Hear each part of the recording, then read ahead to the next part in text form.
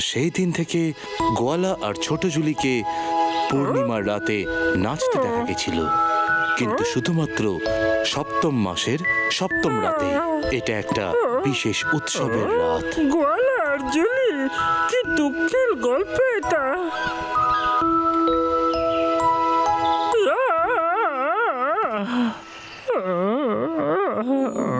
বহু বছর পূর্বে এক রাজ্যে এক সুন্দরী রাজকুমারী বাস করত।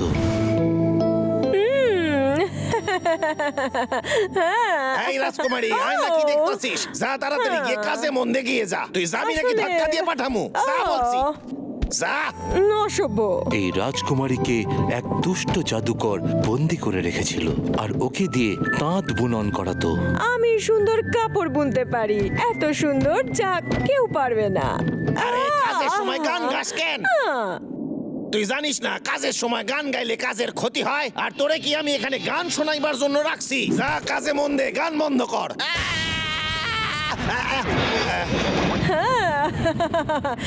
কিন্তু সব জাদুকরই দুষ্টু হয় না। হ্যাঁ, কিছু জাদুকর অবশ্যই ভালো হয়। আপনার সাথে দেখা হয়ে ভালো লাগলো। খুশি তো আমিও হয়েছি। বন্দি হয়ে কেমন লাগছে? আমি তোমাকে কিছু দিতে চাই তোমার পরিশ্রমের জন্য। কি পুরস্কার? এই হলো, এটা হলো একটা রঙিন বল। আর এই পাশেই এক মুটে মজুর আর গোয়ালার পরিবার থাকে, বুঝলে? ওরা খুবই ভালো মানুষ আর ওরা আমাকে খুবই বিশ্বাস করে। ও নিজের ছেলে আর স্ত্রীকে খুঁজছে, আর তাই তোমার জন্য এটা ঠিক হবে, কারণ ওখানে তোমাকে কাপড় সেলাই করতেই হবে। শুনতে একটু অদ্ভুত লাগতে পারে, কিন্তু যদি আমায় কাপড় না তাহলে বুনতে চলে হয়? যাও।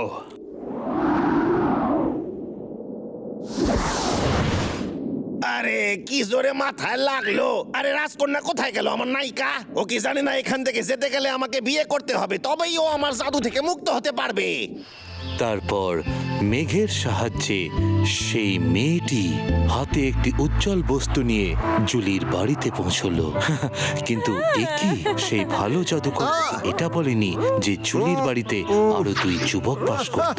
দুজনেই সুন্দর এবং স্বাস্থ্যবান ছিল। ওর সমস্যা এটাই যে ওদের মধ্যে কাকে পছন্দ করবে। আচ্ছা, এটা দেখে কি তোর খুব ভালো লেগেছে সুন্দরী?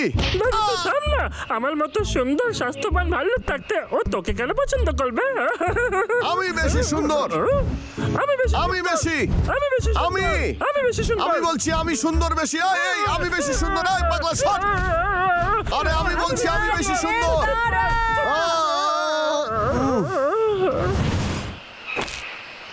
বলছিলাম কি, তোরা দুজন লড়িস না, বরং দুজনে একটা প্রতিযোগিতা কর। তোদের দুজনের মধ্যে যে জিতবে সেই আমাকে বিয়ে করবে।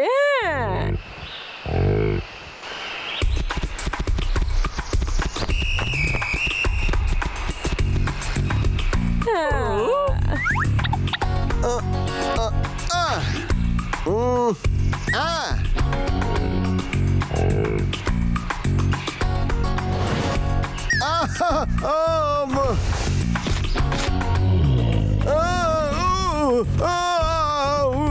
ওরে বাবা রে!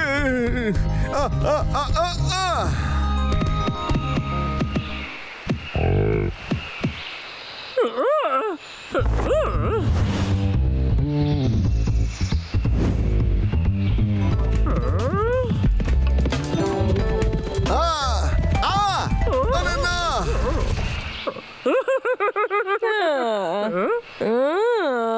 ডাবলু। আমার সুন্দরী, আমার সোনা। আমি পেয়েছি। তুই কি সুন্দর দেখতে। তুই কি আমার স্বপ্ন নাকি বাস্তব?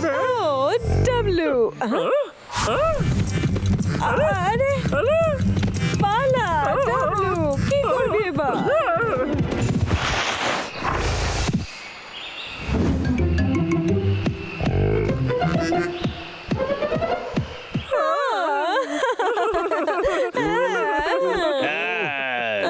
এমন ভাবে ডাকা অরুচিকর।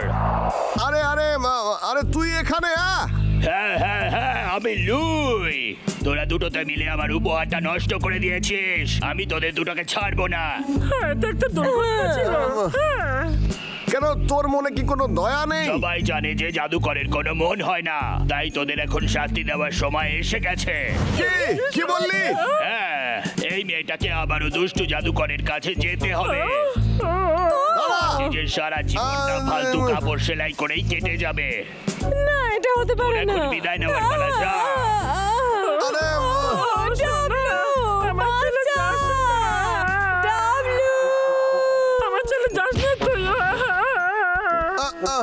পাগলা, তুই ঠিক আছিস? আমার ছেলে চলে গেল।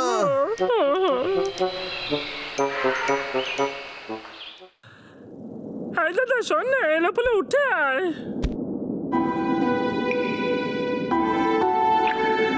এই কাঁদিস না, মন দিয়ে কাজ কর, আমার অনেক অনেক টাকা চাই।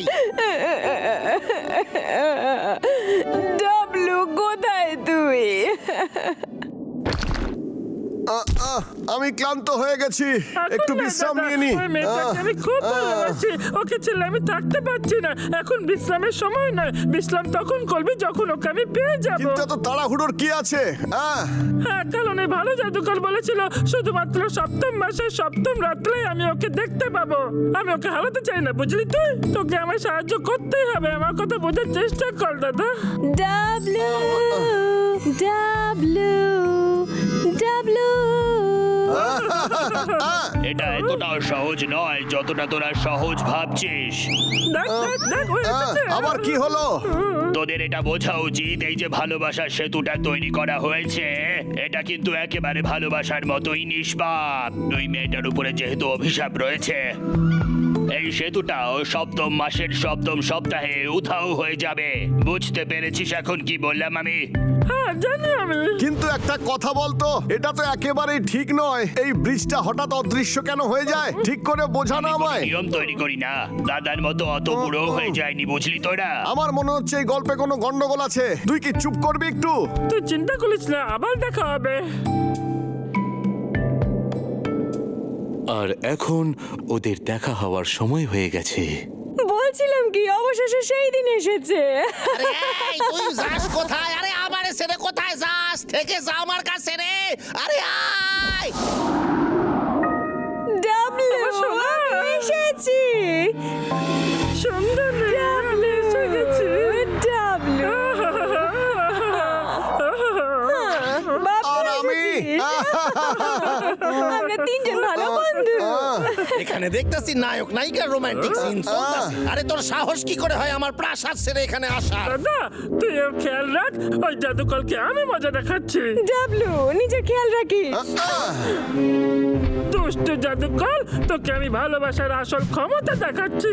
এই বাবলু, চটপাট করিস না, এর ফল কিন্তু ভালো হইবে না কইয়া দিলাম। দাঁড়া পাগলা, আমি তোকে সাহায্য করতে আসছি। ওই, মার ওকে, মার, ছাড়বি না পাগলা, মার ওকে। আরে তুই আমার কিচ্ছু বিগড়াইতে পারবি না, আমি অনেক জাদু জানি। দাঁড়া, তোরে দেখাইতাছি মজা। এই নে, সামলা।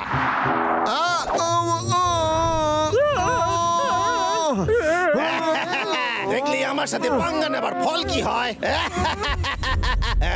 আরে এটা কি হইতাছে? না, এই পুরোটা তো ভেঙে যাচ্ছে। আরে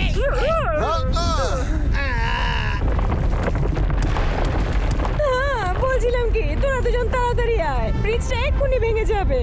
হ্যাঁ, তাড়াতাড়ি আয়। দাদা, ঝাঁপ দে। ডাবলু, আমি দড়িটা খুলে দিই, দাঁড়া। এই দাদা, আয়না তাড়াতাড়ি। আমার ভয় করছে, আমি আরে লাফ দিতে খাড়ায় যা। পারবো না। এত সহজে আমার হাত থেকে কেউ বেঁচে যেতে পারেনি।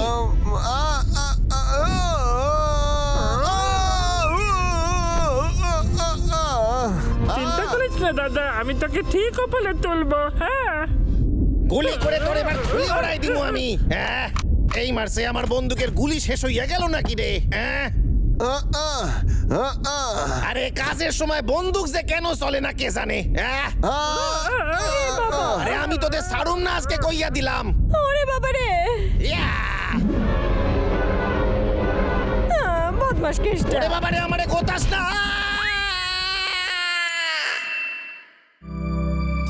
দুষ্টু জাদুকরকে পরাজিত করে আর ওই জুলিকে সঙ্গে নিয়ে তিনজনে আনন্দে বসবাস করতে লাগলো। কোনো ব্যাপার না, কিছুদিনের মধ্যে কাপড় বেচে আমি অনেক বড় লোক হইয়া যাব। এই, চল এবার কাজ কর, একটু বিশ্রাম করতে পারবি না? আরে কেউ আমার এখান থেকে মুক্তি দাও।